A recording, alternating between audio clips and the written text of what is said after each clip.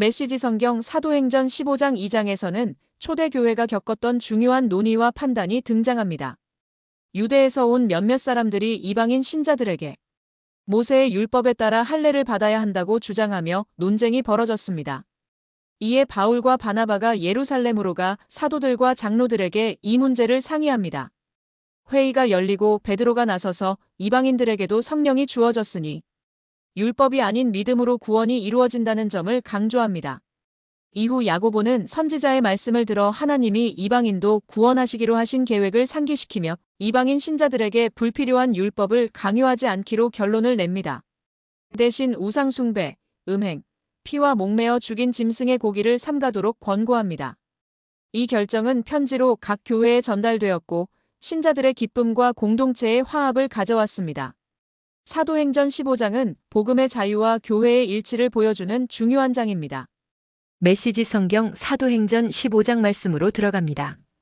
이방인 신자들을 위한 지침.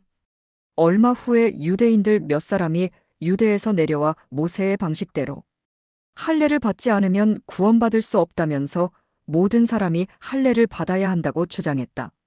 바울과 바나바가 즉시 일어나서 강력히 항의했다.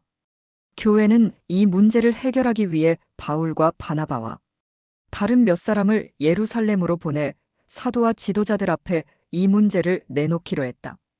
그들은 전송을 받고 길을 떠나 페니키아와 사마리아를 지나면서 이방인들에게도 돌파구가 열렸다는 소식을 만나는 모든 사람에게 전했다. 그 이야기를 들은 사람들은 모두 굉장한 소식이라며 환호했다. 바울과 바나바가 예루살렘에 이르자 사도와 지도자들을 비롯해 온 교회가 그들을 따뜻하게 맞아주었다. 두 사람은 최근 여행 중에 하나님께서 자신들을 사용하셔서 이방인들에게 문을 열어주신 일을 보고했다. 몇몇 바리새인들이 일어나 자신들의 의견을 밝혔다.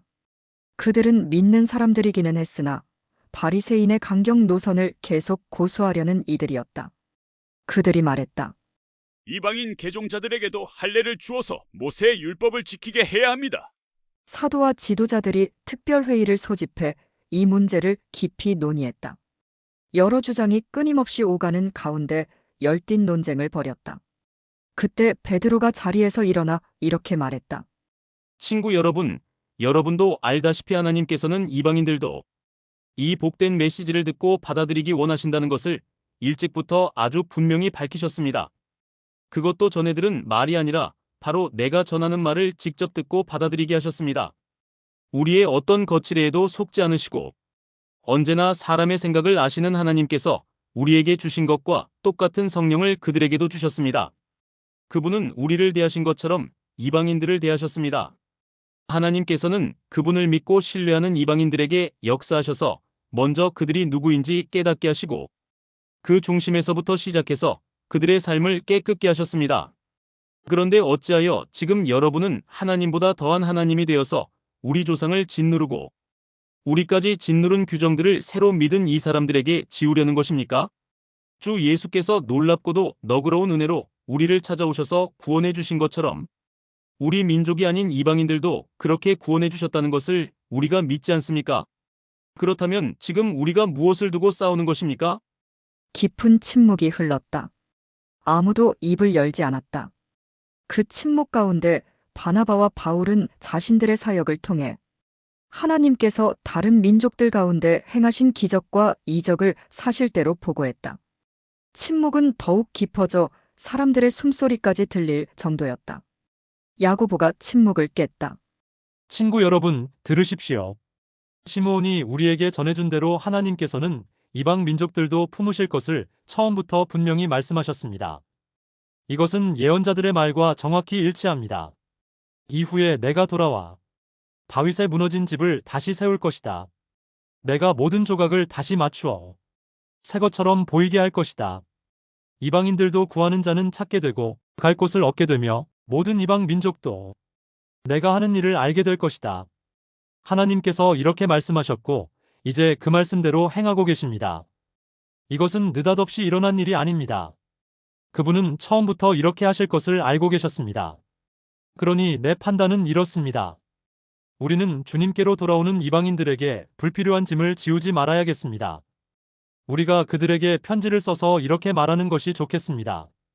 우상과 관련된 활동에 관여하지 않도록 조심하고 성생활과 결혼의 도덕을 지키며 유대인 그리스도인들에게 거슬리는 음식 이를테면 피 같은 것은 내놓지 마십시오.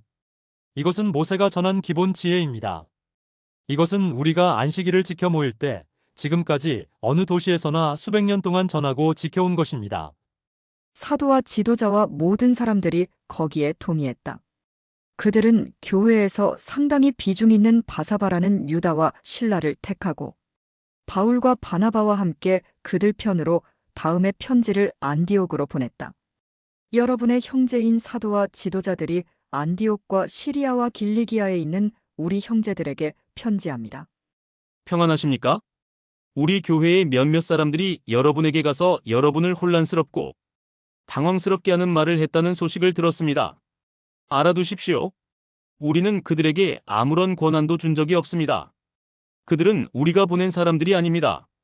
우리는 우리를 대표할 사람들을 뽑아서 우리의 귀한 형제인 바나바와 바울과 함께 여러분에게 보내기로 만장일치로 결의했습니다. 우리는 여러분이 신임할 만한 사람, 곧 유다와 실라를 뽑았습니다.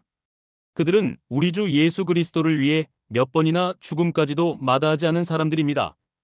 우리는 그들이 여러분을 대면해서 우리가 쓴 내용이 사실임을 확증해 주도록 그들을 보냅니다.